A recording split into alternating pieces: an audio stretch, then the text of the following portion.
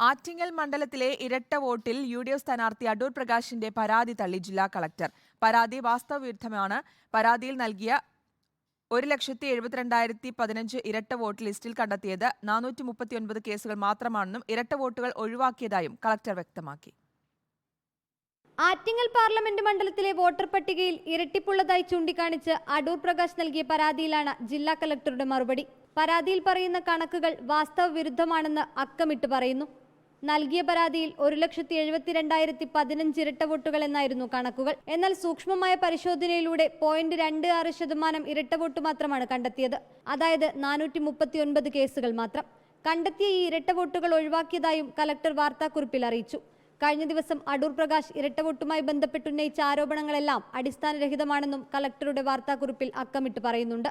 മണ്ഡലത്തിലെ വോട്ടർ പട്ടികയുടെ 8.32% ഇരട്ട വോട്ടുകൾ എന്നായിരുന്നു ആക്ഷേപം. എന്നാൽ നാളിതുവരെ കണ്ടെത്തിയിട്ടുള്ളത് 0.24% ഇരട്ടിപ്പുകൾ മാത്രമെന്നാണ് വിശദീകരണം. റിപ്പോർട്ടർ, തിരുവനന്തപുരം.